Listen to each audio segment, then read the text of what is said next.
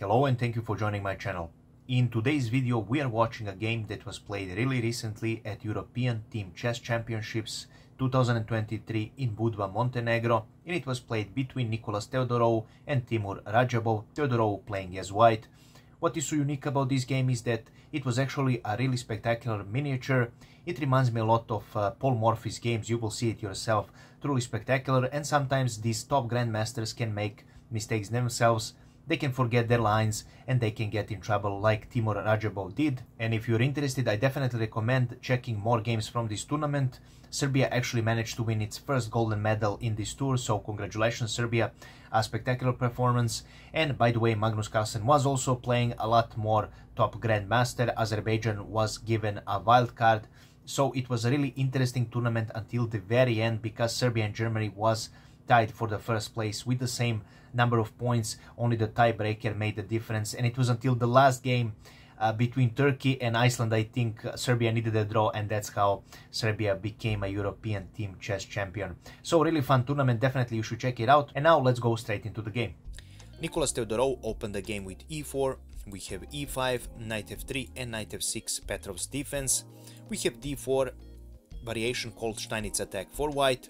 We have knight picking up on e4, d takes on e5 for white, and right now black strikes with bishop c5, immediately attacking this pawn. Now this is all book moves, of course. White responds with bishop c4, again another book move. And right now in game, knight takes on f2 was played with a fork on the queen and this rook. Now after bishop c4, if you're wondering what would happen after bishop takes on f2, because this looked tempting as well, after king to f1, now black has few options. One of the options, and the worst option, is to actually castle here, but after queen d5, this knight has no good places to go and it will fall. If this knight moves, of course, even if he did had a place to go, this bishop would fall, so this is not good. One of the ways that after king f1 is for black to play the best line is to play d5, actually attacking both of these pieces. And after queen takes on d5, we have queen takes on d5, and after bishop takes on d5, again we have both of these pieces attacked, and now f5 is the best response for black. And after e takes on f6, we have knight picking up on f6, and after king takes on f2, knight picks up on d5. Rook e1 is the best for white, although the material is equal. White has a much better position here, almost 1 point, because of simply his open lines and the ways he can continue this game. For example, like with b3, bishop g2, open game with his open and long diagonals, and a really pleasant position and a better position for white. So that is the reason why Rajabov didn't want to enter in those sort of variations. And after bishop c4, knight picks up on f2 is played, and we have bishop taking up on f7 check. This is again a book move. In this game, king picking up on f7 was played, although king can also go on f8, after which game continues with queen to d2. So there is another way to play this, of course, as black. But after bishop takes on f7, black decided to pick up this bishop with his king, which is perfectly fine. Game continued with queen d5 check, and after king goes on g6, game continued with queen picking up on c5. Again, Rajabov played everything as should be played. King g6 the best move, and queen picking up on c5, and of course game continued with a knight picking up on h1, picking up this rook, and everything is like it should be played in this variation. White continues with knight to c3, a developing move. Still, this king is really weak, so black has to find a response somehow, and he plays h6, the right move, with the idea to pull away this king to h7. And now Teodorou continues with a knight to d5, and although this move is not played that often, it's not a mistake. One of the moves that is played in this position is actually, after h6, is usually a queen to c4, with the idea to move this queen either on f4 or on g4, and then involving knights in some attack.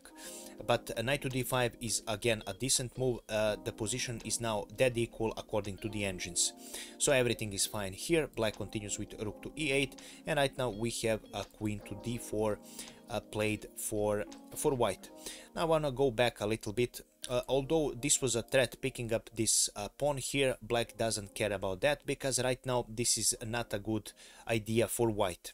So if you decide to pick up this pawn, then black has d6 right now attacking your queen. You cannot pick up with your pawn, obviously, because your king is under pin. So we have queen c4, and after d5, again pushing away this queen. If you go queen c5, then black has a nice tactical idea with knight to a6, double attacking this knight and this queen, and you will be forced to trade, and black has a good position since he's a piece up. So this is not good idea here. And now we will go back and see after d5, white has this move as well. Knight picks up on d5, but after king goes on h7 and knight c7, after bishop f5, developing move, yes, white will retake material. And after knight to c6, we have again this knight falling for white. This knight will also fall for black, but black has a really nice game and he's actually slightly better here. So again, not a good idea for white to go for this. So that is the reason why after rook e8, white didn't go for this and picked up this pawn. Actually, he went for queen to d4. We have king to h7. Again, position is dead equal, and right now we have a first nice move of the game, and that is a bishop picking up on h6. So sacrificing your bishop, you are now one piece up if this trade happens, and you are one rook down. So white playing like he has all the pieces in the world, doesn't care too much about isn't stressed that much about the material. So we actually in the game g takes on h6 was played, but after bishop takes on h6, for example, black had this idea with knight to c6, and after queen f4, after rook f8, queen g4, we have g picks up on h6, and now white must continue with queen a4, king g7, queen g4, and king h7, and this would be a draw by giving threefold repetition of moves. So the best idea for black is to just move his king, and white doesn't have immediate threat, so he has to continue this way. Both of the sides are basically agreeing to a draw if this line is taken into consideration. But after bishop picking up on g6, we have g takes on h6, and now a long castle for white. Again, a really peacefully and quiet move for white, completely continue his development. But unfortunately for black, all of his pieces are, as you can see, they are really passive. There is not a single piece developed from black camp in black's camp, so this is one of the problems of black. And now Timur Radjabov actually makes a mistake. Now in this position, the best move was, one of the moves was to either play a rook to g8, was actually the best move here, and after rook to g8, one of the ways to continue was, for example, after queen to e4 check, king h8, a rook picks up on h1 for white, and we have knight c6 for black, with again an equal game for both parties. But after long castle, black makes a mistake and he plays a rook to e6 with the idea to defend this pawn, but unfortunately this allows white to create a spectacular attack against black's king. And firstly, Theodorou starts with knight to f6 check. In this position, black decided to play king to h8. Of course, this is not the best move, but black has little options now. After knight to f6, the best continuation according to the computer was rook picking up on f6, and after e takes on f6, we have knight to f2 for black. This is actually the only line that kind of works out for black. What I mean by that is that actually white is not winning immediately. After rook to e1, we have knight to c6 attacking the queen. We have queen to f4 for white. We have d6 for black. And after f7, we have bishop to d7, and after rook to e8, right now black has to pick up with his queen. In case bishop takes on e8 happens, then white has queen f5 check, and after king goes on h8, f8 with the promotion of a queen is a checkmate. So after rook to e8, you have to pick up with your queen, and after f takes on e with the promotion, bishop picks up on e8, knight to h4, bishop to g6, and queen picking up on f2. This is almost 2 points better position for white, and with perfect play should be won by white. Although it's difficult, but at least the black survived a checkmate threat. But after knight to f6, unfortunately, Radjabov makes a mistake and he goes on h8. I just wanted to show you something else. After knight to f6 check, if king goes on g7, then there is a queen g4 check. And if the king goes on h8, we have this beautiful tactical attack with queen picking up on e6, and right now after d takes on e6 we have rook picking up on d8 with a check, and after king goes on g7 rook picks up on c8, and this is almost 8 points better evaluation for white, because you will not be able to move your knight. This knight is really strong, this rook is stuck here, and this knight is almost stuck, so basically white is winning because you have two pieces that are not working. So this was another line here, and after queen to g4, if you decide to go on f8, of course, then queen g8 check, king to e7, and queen g7 is checkmate. So a lot of threats for Teodorou here. After knight to f6, king h8 was played, and our game continued with crucial and the most important move of this position that keeps the advantage, and that is knight to h4.